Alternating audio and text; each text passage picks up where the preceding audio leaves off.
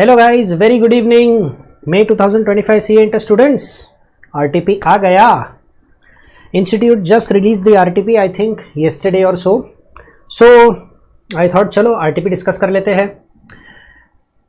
Surprisingly इस बार सिर्फ एक ही केस सिनेरियो एमसीक्यू डाला है इंस्टीट्यूट ने, and there are no individual MCQs generally जिस तरीके से आरटीपी का पैटर्न होता है। बट इस पूरे आरटीपी में इंस्टीट्यूट ने काफ़ी सारे क्वेश्चंस डाले हुए हैं जिसमें तुम्हारे डायरेक्ट टैक्स के अच्छे खासे अमेंडमेंट्स टेस्ट हुए हैं। All amendments are not tested but yes important amendments test हुए हैं। एक केस सिनेरियो एमसीक्यू है, we will discuss that case scenario MCQ properly in detail. And बाकी जो डिस्क्रिप्टिव क्वेश्चंस है, I am going to just give you a very quick and very brief overview. Descriptive questions solution के साथ है, but of course so descriptive questions you can give it a try. I just tell you भाई ये question में क्या है, कौन से चैप्टर में से है, क्या चीज़ ध्यान रखने लायक है। बाकी solving of the descriptive questions I leave it up to you. Of course अगर कोई डाउट हुआ तो कमेंट सेक्शन में डाउट पोस्ट कर देना, I will reply to it. One very good thing, चलो शुरू करें। One very good thing that the institute is saying, there are no significant circulars and notifications between 1st of October to 31st of October। Generally क्या होता है guys, statutory update करके एक PDF release होता है for intermediate students. Study material print होने के बाद अगर गवर्नमेंट ऑफ इंडिया की तरफ से कुछ ऐसे नोटिफिकेशंस या सर्कुलर्स आए जो एग्जाम पर्पसेज रेलिवेंट है तो इंस्टीट्यूट उनको रिलीज करता है as a statutory update. That also becomes one more thing that a student has to study.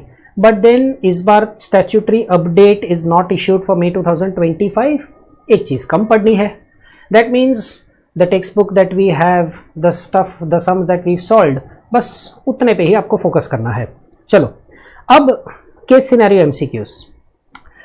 There is only one. There is Mr Raj, Indian citizen, is carrying on manufacturing business, Canada में है।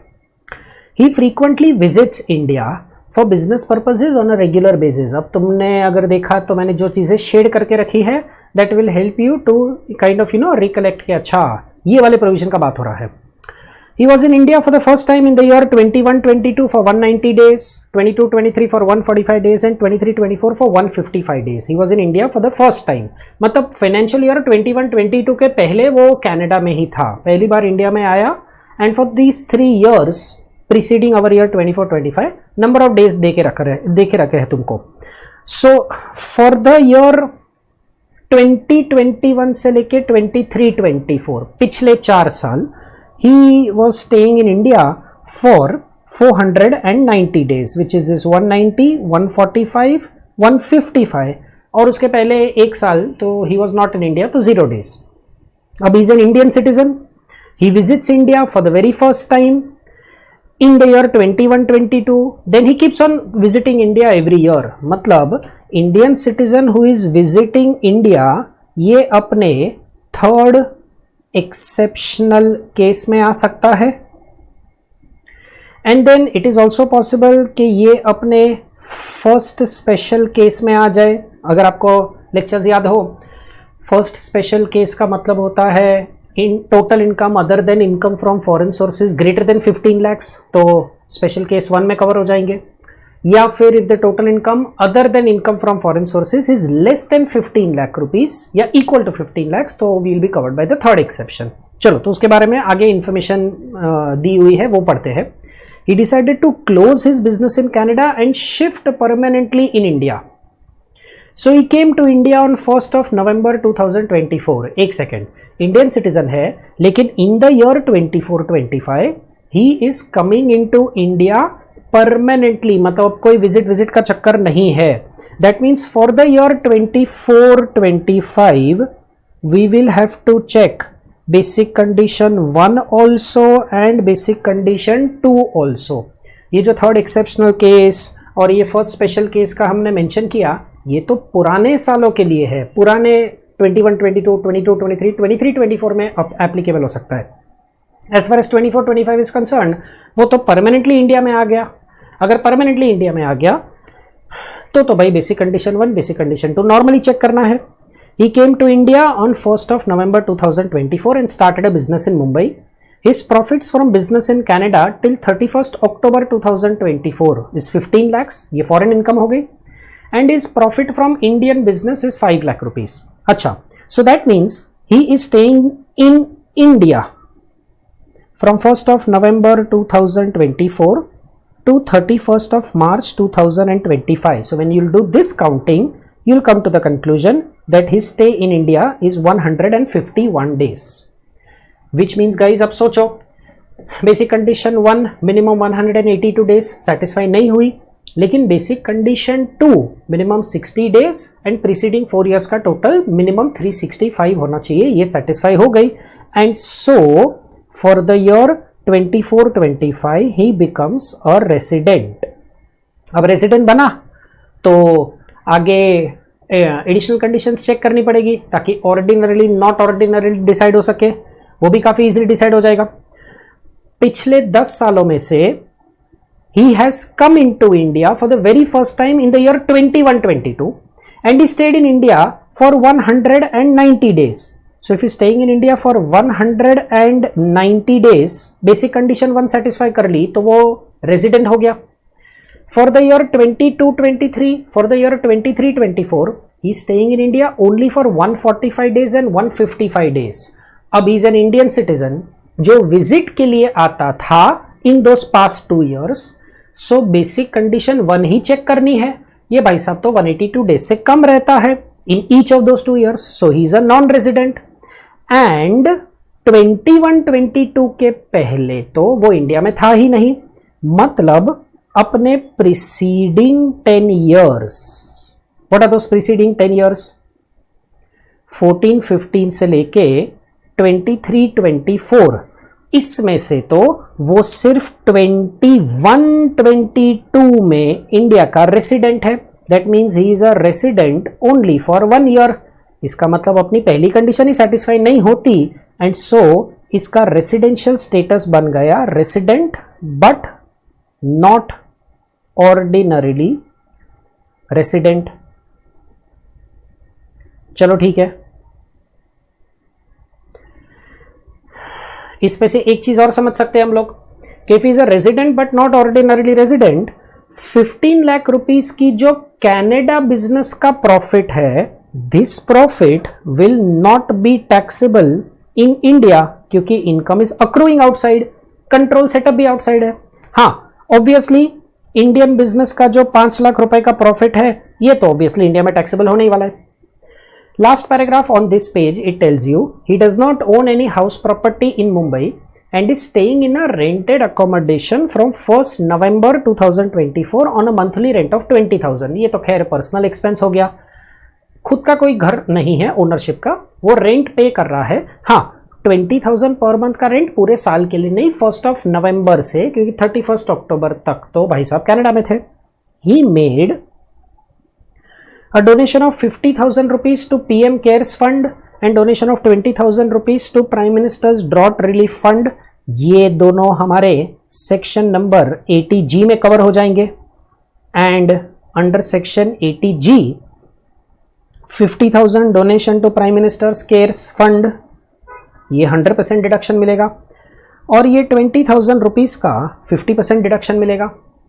And also by now I think कुछ लोगों ने guess कर भी लिया होगा, 20,000 rupees का पर्सनल रेंट जो है, अगर उसके पास खुद का घर नहीं है तो वो सेक्शन 80G में डिडक्शन ले सकता है.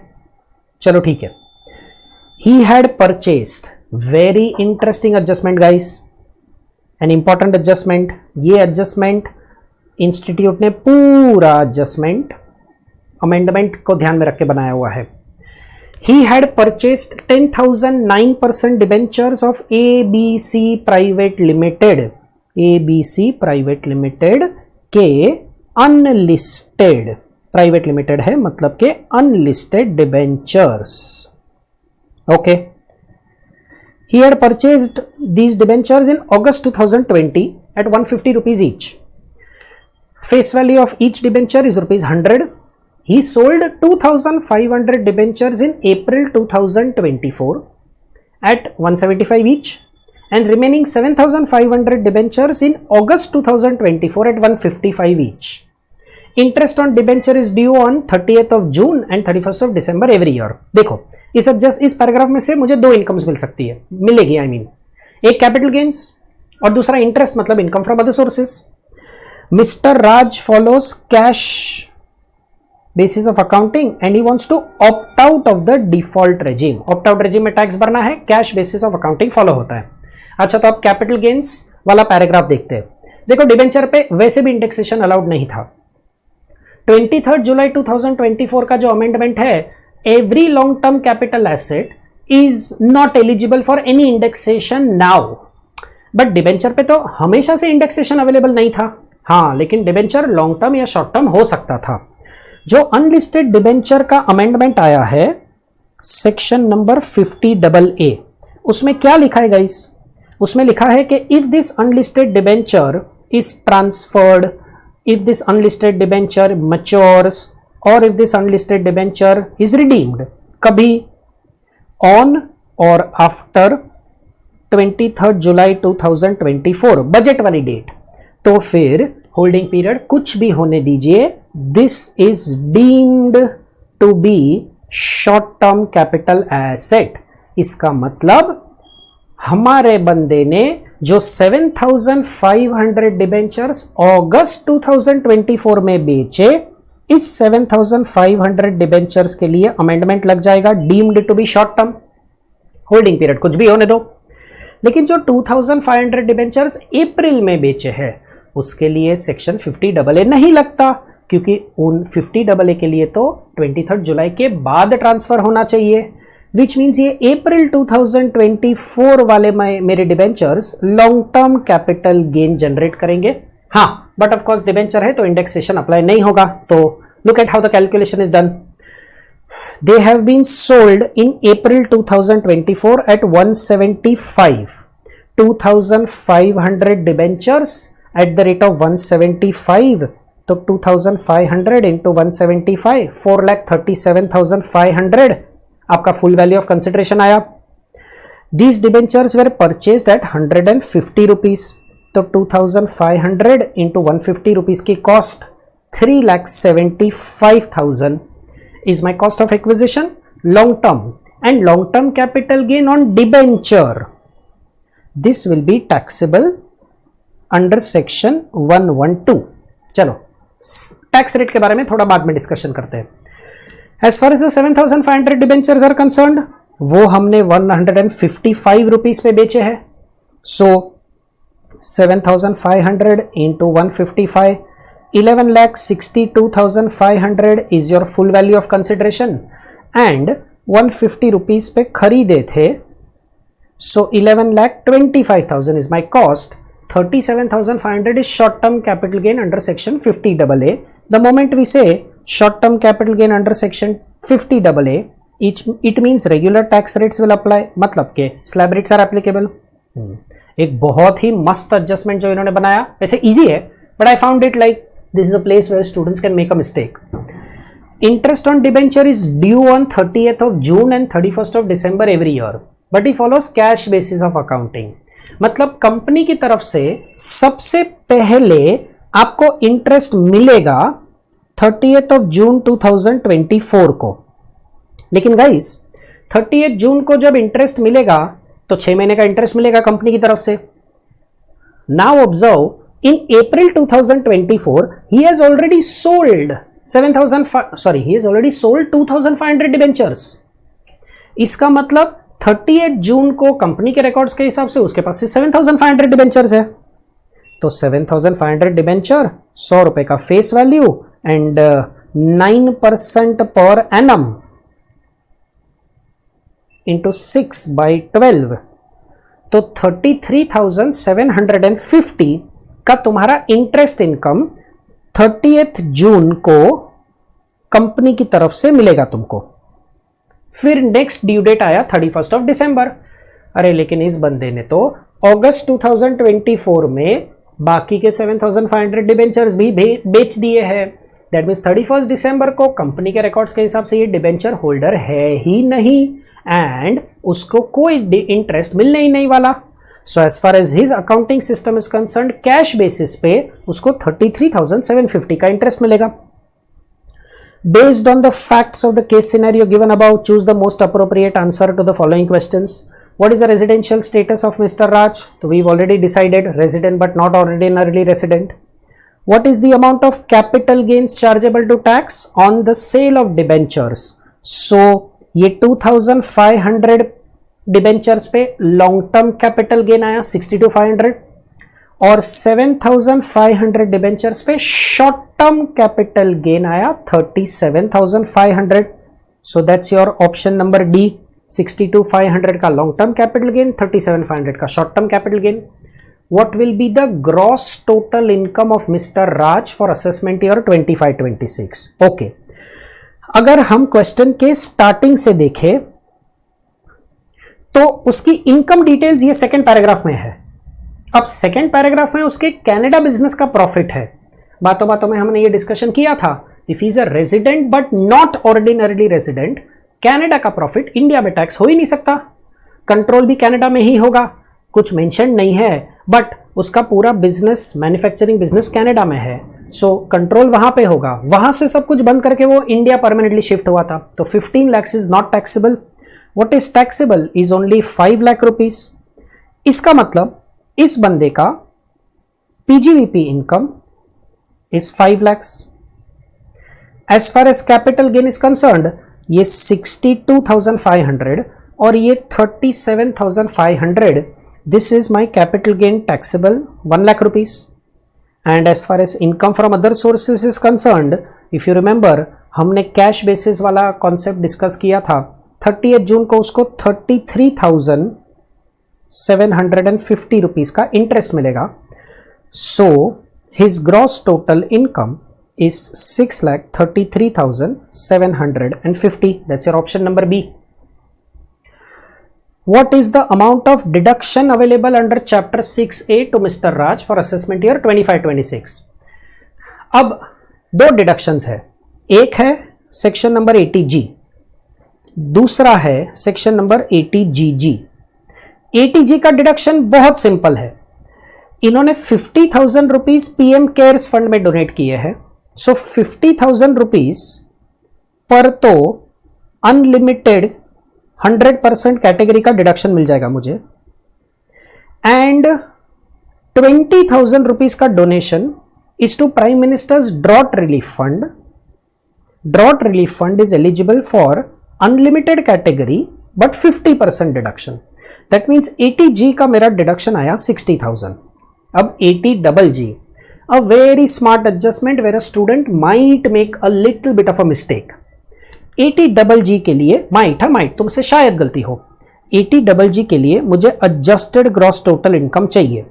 एडजस्टेड ग्रॉस टोटल इनकम का मतलब, ग्रॉस टोटल इनकम हमने इसके पहले के एमसीक्यू में ग्रॉस टोटल इनकम 6,33,750 कैलकुलेट किया, minus short term capital gain under section 111A.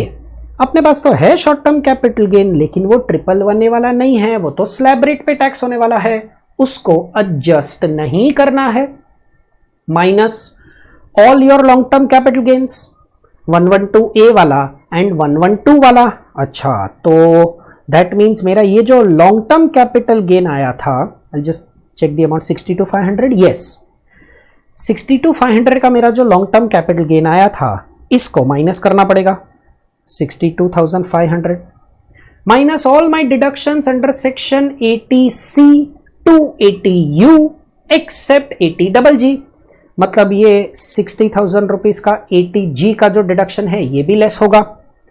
तो दैट मीन्स 6,33,750 माइनस 62,500 का long term capital gains minus 60,000 rupees का मेरा 80G का deduction, 5,11,250 is my adjusted gross total income. अब इसकी जरूरत क्यों पड़ी? क्योंकि अपना 80GG का फॉर्मूला बोलता है 25% ऑफ एडजस्टेड टोटल इनकम, 5,11,250 का 25%, 127,813. Second 5,000 per month. लेकिन गाइस याद रखना, 5,000 रुपीज पर मंथ तुमने रेंट पे ही किया है 1 नवंबर से। सो नवंबर, दिसंबर, जनवरी, फरवरी, मार्च, 5 महीनों के लिए ही तुमको 5000 के हिसाब से कैलकुलेशन करना है, नॉट इनटू 12 जैसे अपनी नॉर्मल आदत होती है।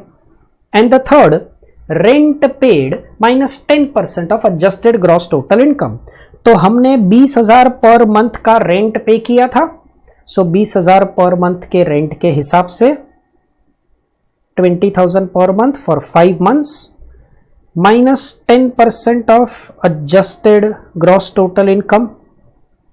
सो ये 1 लाख आएगा, 1 lakh minus 10%, 51,125. So 48,875 is my third amount. Which means if we think about it, this is my first amount, 1,27,813.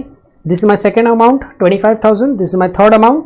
And the least of all, 25,000 is my deduction under 80GG. And that means इस question के लिए मेरा 80G is 25,000, sorry, 80G is 60,000 and 80GG is 25,000, which gives me total deduction of 85,000. And the last one, 0.5, what is the amount of tax liability of Mr. Raj for assessment year 25-26? इसमें भी is a very easy one, especially after knowing the entire sum. Gross total income 6,33,750 minus मेरा chapter 6A का deduction 85,000.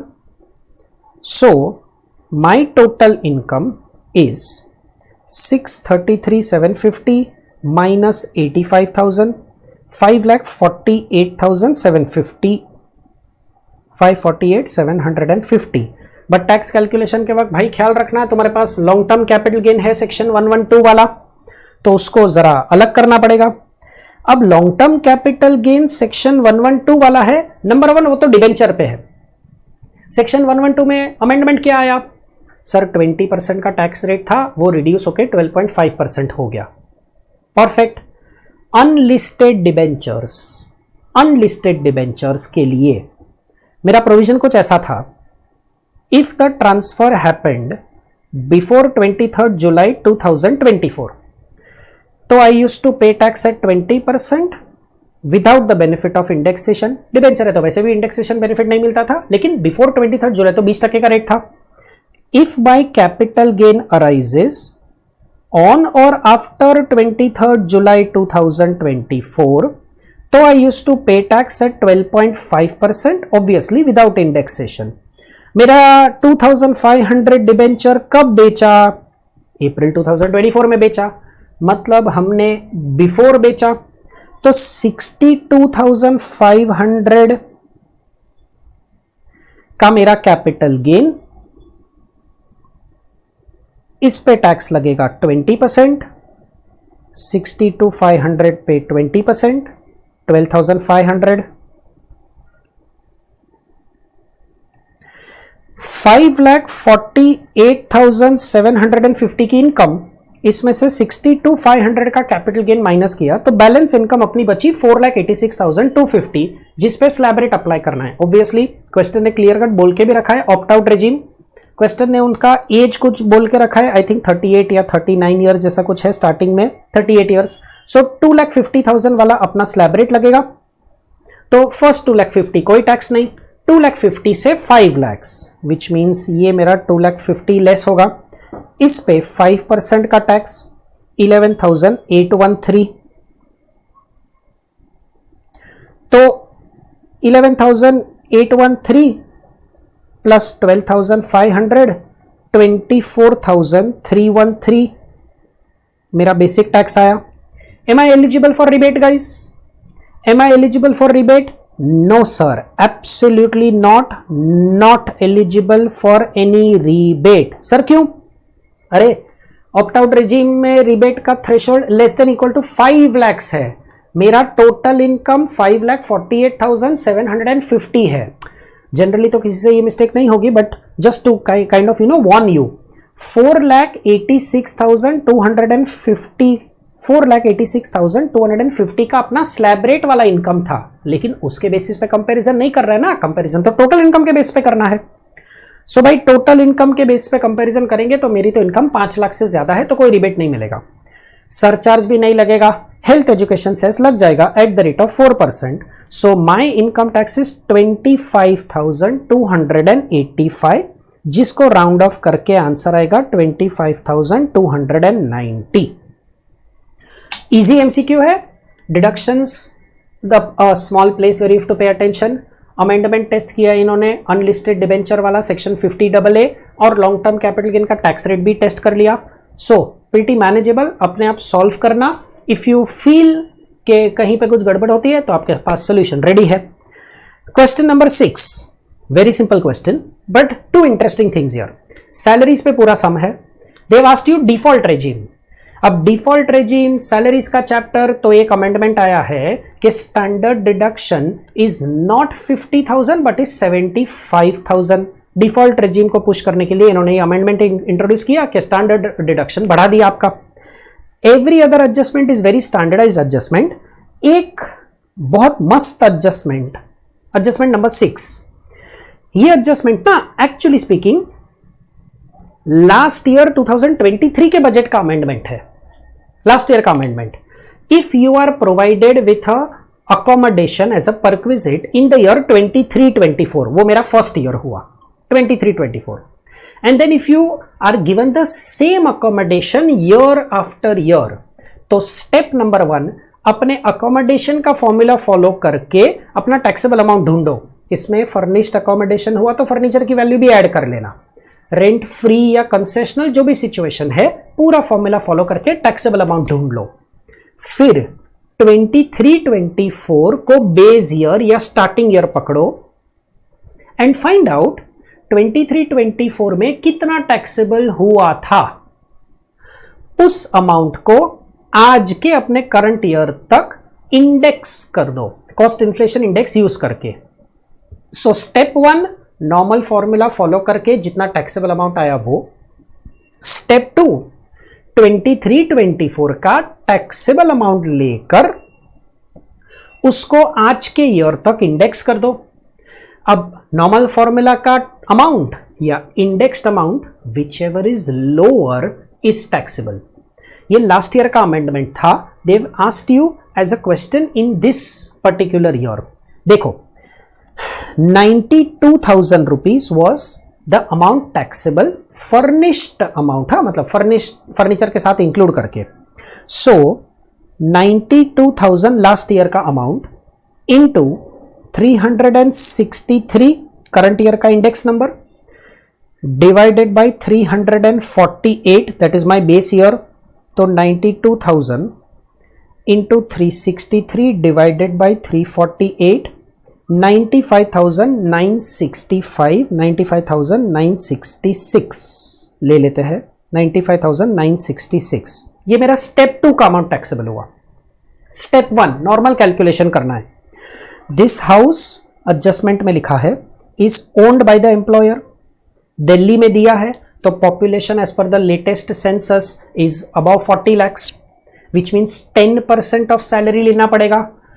और salary word का एक specific meaning है, सारी cash items लेनी है तुमको। वो cash salary, monetary salary taxable होनी चाहिए, मॉनिटरी होना चाहिए, टैक्सेबल होना चाहिए, except for 4 things: DA not in terms, advance salary, arrears of salary and all taxable perquisites. तो आप पूरा सम सॉल्व करेंगे ना तो आपको पता चलेगा कि बेसिक सैलरी इज 7,34,000,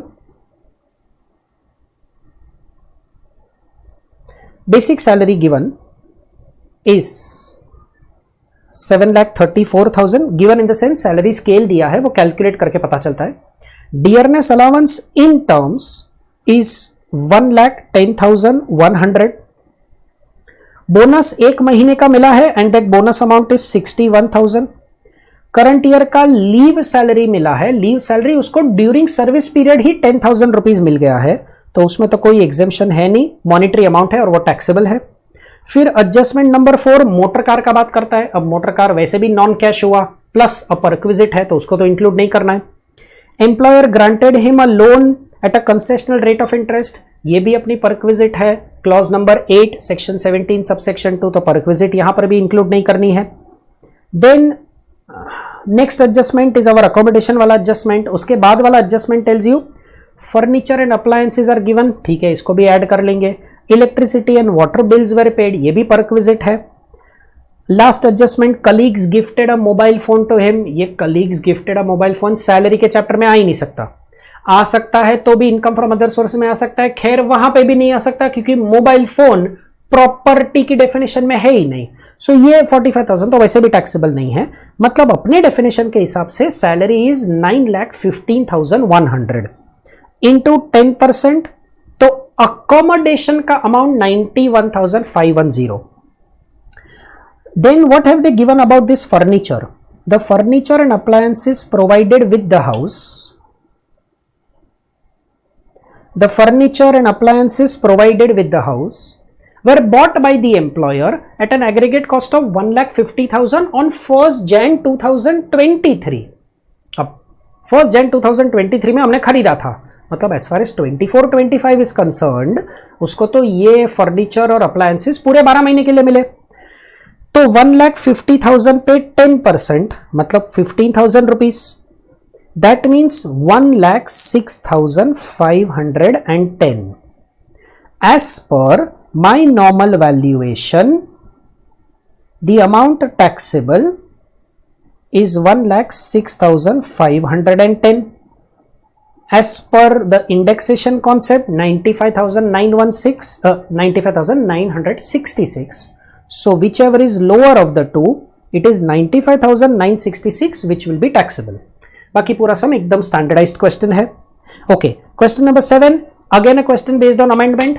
इस क्वेश्चन में ऐसा बोला है कि मिस प्रिया ने 2022 में गोल्ड खरीदा था और अक्टूबर 2024 में गोल्ड प्राइस इंक्रीज हो गई and she decided to sell her jewellery. अब 2 amendments got tested here. Number 1, jewellery के लिए तो 36 मंथ्स का क्राइटेरिया लगता है, but if you transfer your jewellery मतलब ऑन और आफ्टर 23 जुलाई 2024, तो the holding period criteria becomes 24 months. ये सम एक्चुअली बहुत अच्छा ड्राफ्ट किया है इन्होंने। हाँ, 24 मंथ्स का होल्डिंग पीरियड क्राइटेरिया लग जाएगा क्योंकि इन्होंने अक्टूबर 2024 में इस ज्वेलरी को बेचा है।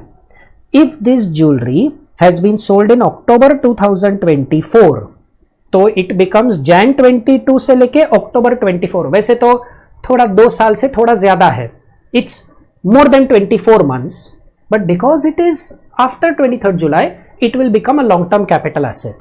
Long-term capital asset, लेकिन indexation benefit will not be available because 23rd July के बाद है। So हमने सेल प्राइस लिया, कॉस्ट प्राइस लेस कर दिया और जो resulting long term capital gain आया उस पर हमने 12.5% का टैक्स अप्लाई किया because after 23rd July long term capital gain का टैक्स रेट रिड्यूस कर दिया है 12.5%। This is as per section number 112 and the all famous property वाला amendment. If you have acquired the property before 23rd July but you are transferring the property on और after 23rd July and if you are a resident individual, obviously residential status clear cut नहीं दिया है तो हम हमेशा resident ही assume करते हैं, तो आपको टैक्स भरने के लिए 2 ऑप्शंस दिए जाते हैं। नया system 12.5% without indexation, but the old provisions 20% with indexation. So details कुछ ऐसी है कि इन्होंने ये प्रॉपर्टी 80 लाख में सेल करी है but the stamp duty value is 90 lakh, तो सेक्शन नंबर 50C के हिसाब से अपना full value of consideration 90 lakh rupees बनने वाला है। She had purchase this property at a cost of 8.8 lakh rupees, तब 1% का ब्रोकरेज पे किया था, तो 8.8 लाख प्लस 1% ब्रोकरेज 8,88,800 का ओरिजिनल कॉस्ट है। बट देन ये 1998 में खरीदा था, मतलब बिफोर 1 अप्रैल 2001, तो तुम्हें ऑप्शन मिल जाएगा fair market value on 1 April 2001। लेकिन प्रॉपर्टी के केस में fair market value can not be greater, can not exceed the stamp duty value. मतलब stamp duty value 10 lakh rupees ले लो. 10 lakh rupees becomes your cost of acquisition. So full value of consideration 90 lakhs, cost 10 lakhs without indexation क्योंकि after 23 जुलाई 80 lakh rupees का मेरा long term capital gain आया. इस पे 12.5 के हिसाब से 10 लाख रुपीज मेरा टैक्स आता है. But because it is a property तुम्हें दूसरा ऑप्शन दिया तुम इंडेक्स करो. मतलब 10 lakh rupees is the cost that is decided.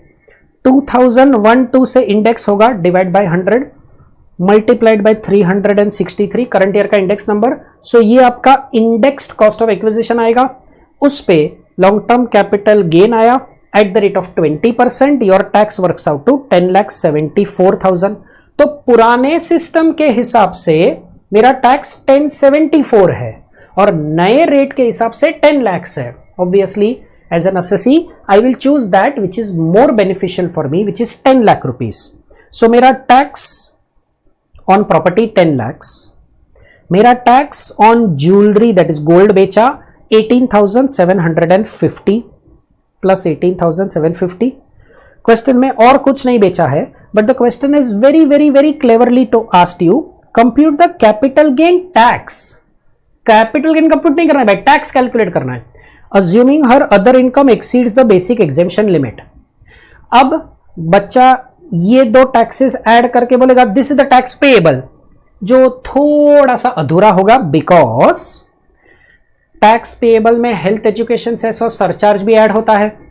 अब सर हमको बाकी की इनकम तो दी नहीं है, कोई बात नहीं. अगर तुम अपना वर्किंग ध्यान से देखो तो तुम्हारा कैपिटल गेन जो तुम इंक्लूड करोगे वो ऑब्वियसली विदाउट इंडेक्सेशन वाला होगा which is 80 lakh rupees. 80 lakh rupees 50 lakh के ऊपर तो तेरी इनकम ऑटोमेटिकली चली गई.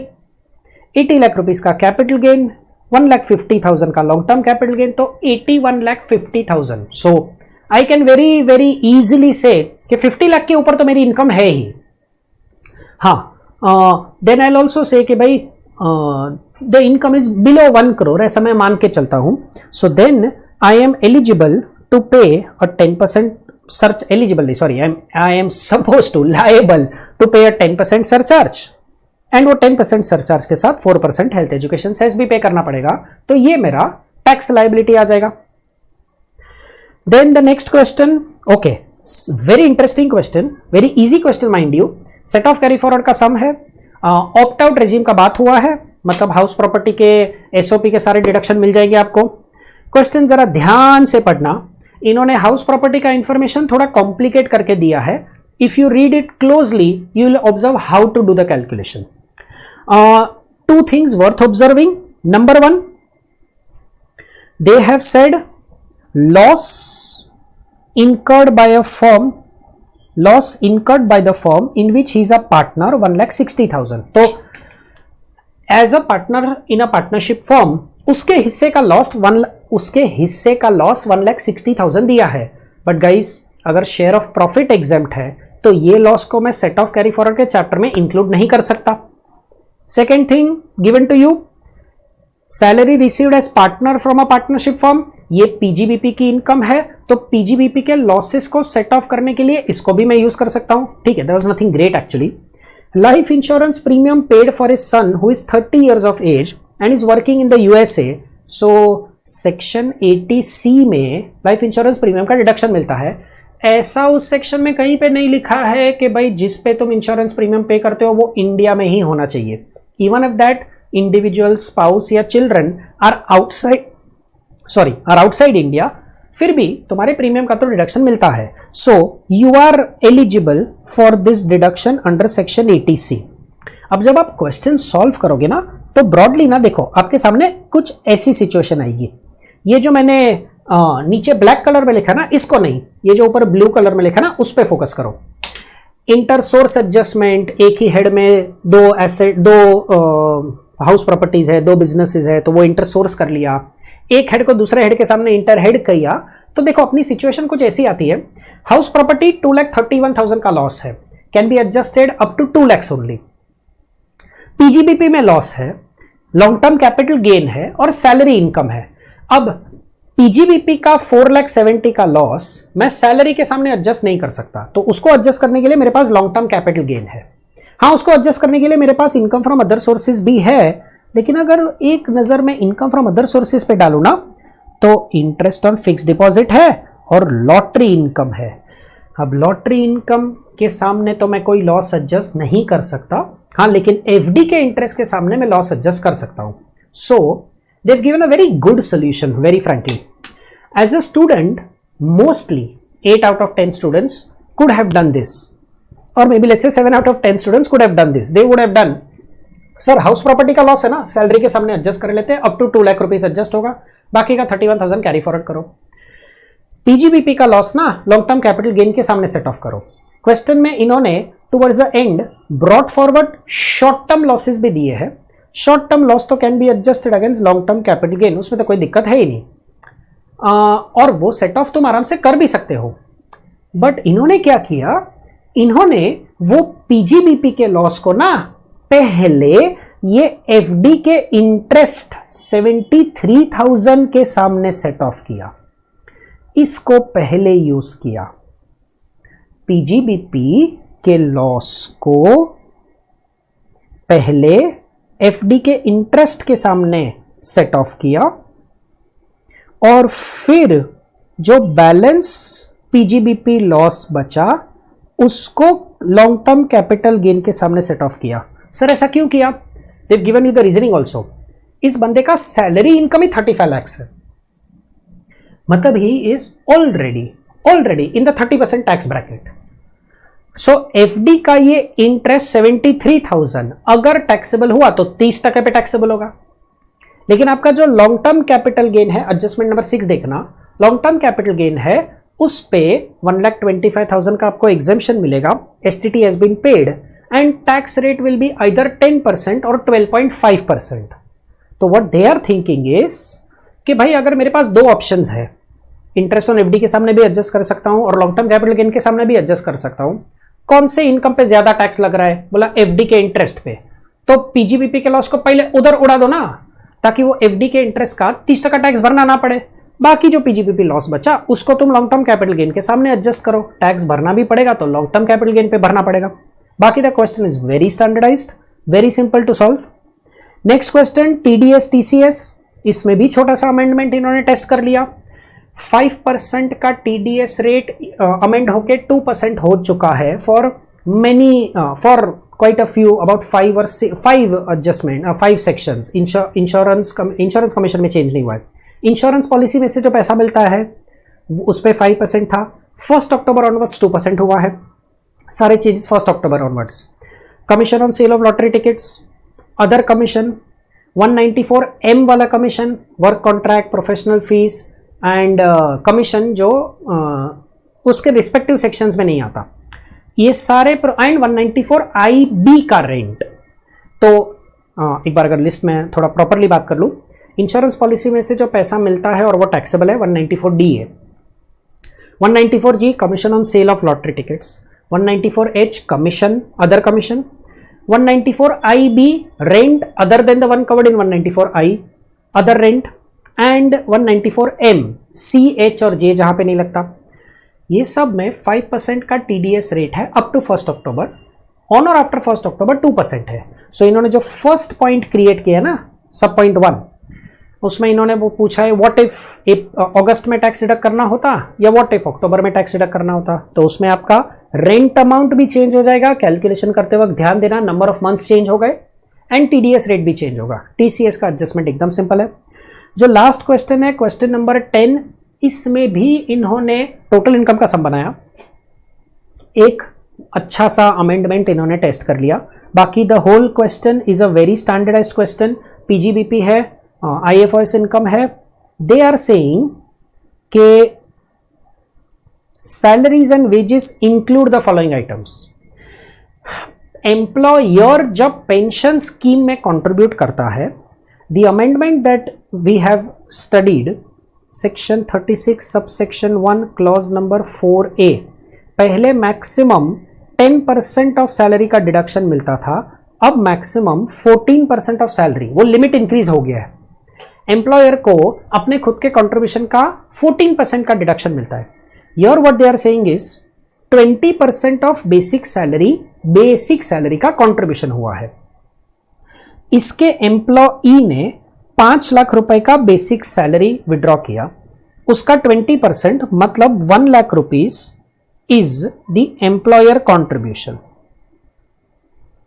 And this amount is included in salaries and wages.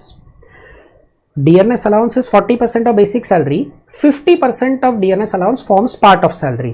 मतलब 5 lakhs का 40% 2 lakhs, 2 lakhs का आधा 1 lakh, which means 5 lakhs basic salary plus DA in terms 1 lakh. This is the definition of salary as per the deduction section 6 lakhs. अब पहले 10% होता था, अब 14%. मतलब मेरा डिडक्शन 84,000 ही होना चाहिए, लेकिन पीएनएल अकाउंट के डेबिट साइड में ये 1 लाख डेबिटेड है. मतलब 1 लाख माइनस 84 जो 16,000 है वो एक्स्ट्रा कंट्रीब्यूशन हुआ है और ये extra amount we will have to disallow. तो ये छोटा सा अमेंडमेंट 10% का 14% हो गया, इसको भी इन्होंने टेस्ट कर लिया. बाकी the question is pretty standardised question, give it a try. There is not much complication in this computation of total income. So good RTP properly solve करना, एग्जाम के दिन भी देख के जाना, क्योंकि इसमें कैपिटल गेन्स के बहुत सारे अमेंडमेंट्स टेस्ट हुए हैं. Hope this was helpful to you guys, and if you liked the video तो चैनल सब्सक्राइब कर लो और अपने फ्रेंड्स के साथ इसको शेयर कर लो. क्या पता किसी को सॉल्व करने में कोई दिक्कत हो एंड हेल्प हो जाए. चलो, happy studying, see you, tata, bye bye.